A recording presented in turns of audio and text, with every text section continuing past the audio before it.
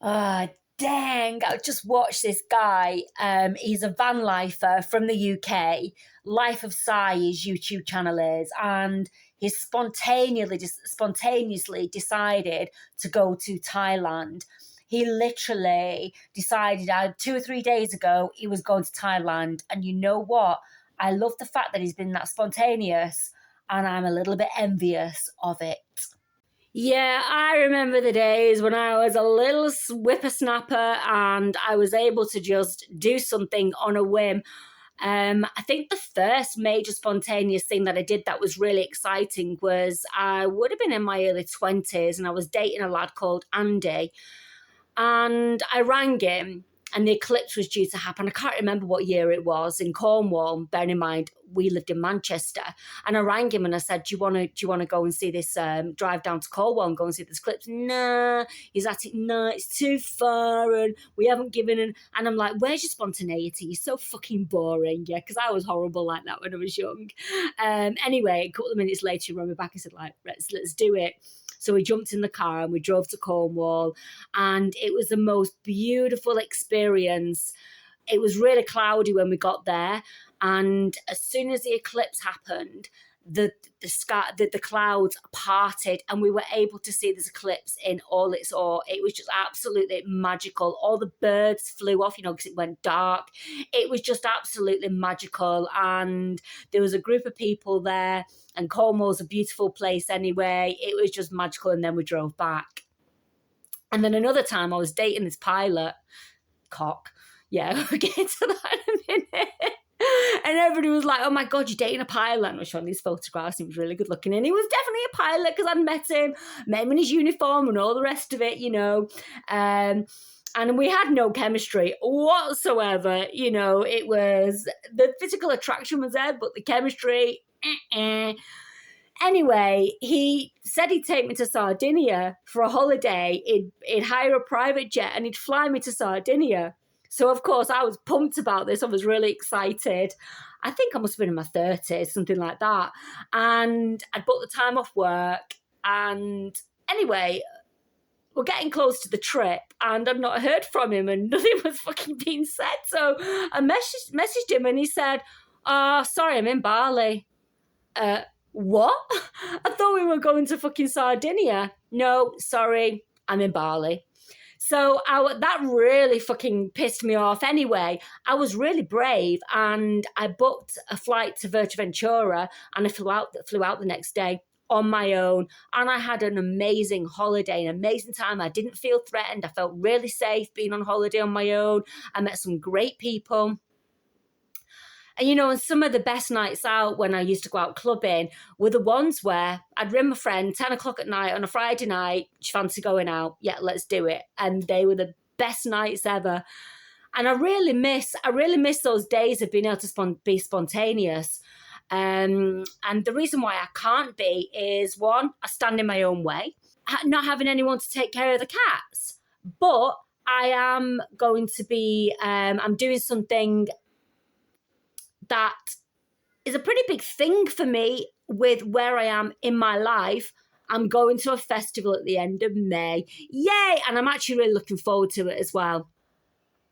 Because I've become a bit of a recluse, not wanting to be around people, actually feeling awkward around people, not wanting to socialize, So it's actually a big step for me at this time of my life, the way that I've changed over the last few years. It's a big step for me. Might not sound a big step for a lot of people, but it's a big step for me.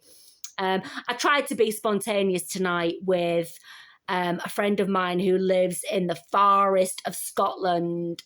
And I was prepared to go and drive 5 hours and then drive 5 hours back because I've just got this impulse to do something spontaneous. But he turned me down. He'll likely watch this. Boo-hoo, you turned me down. He is working, to be fair. But yeah, I'm feeling a shift in my energy, and that might well be a collective shift. And that collective shift as much as when you watch the mainstream and everything seems to be going to shit, which I don't watch the mainstream, and I am going to do a video on that as to why I don't watch the mainstream. Yeah, but I'm trying to stay away from conspiracy. And again, that will tie into the reasons why I don't watch the mainstream. I mean, prior to 2020, I hadn't watched the news for 10 years. I didn't own a TV. I still don't own a TV. But I do spend a lot of time on social media, namely YouTube, to be fair. Very rarely go on Facebook these days. In fact, I lost my account on Facebook. But I started another one, but I very rarely go on it. But there's a reason why I don't get involved with the conspiracy and what's going on in politics and things like that, because we've got to protect our energy through these times. But of course, when you talk to people, the information filters through.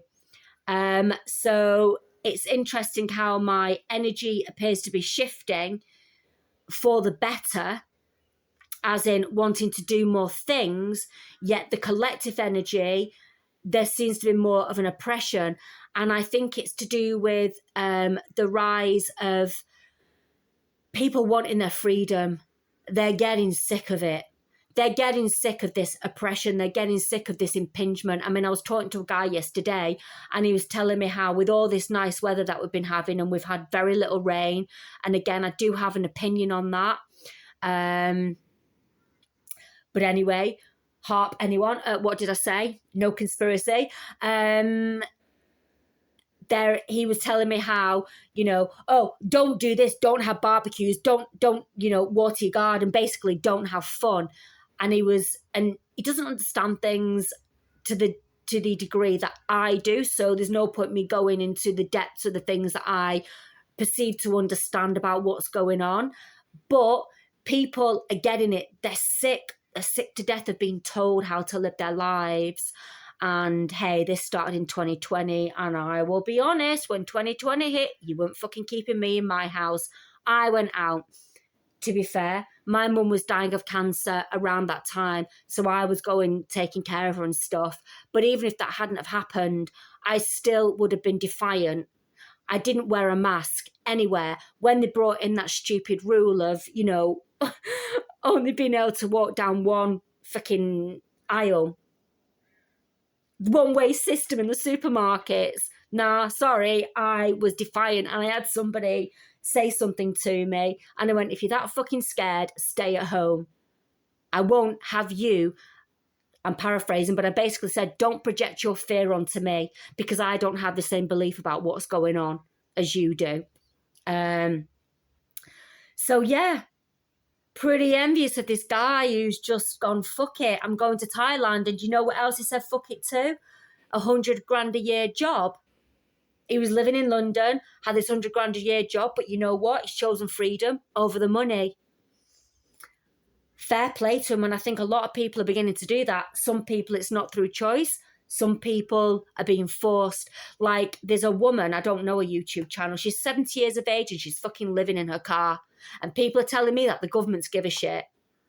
This will be my next video. Speak to you all soon. Bye.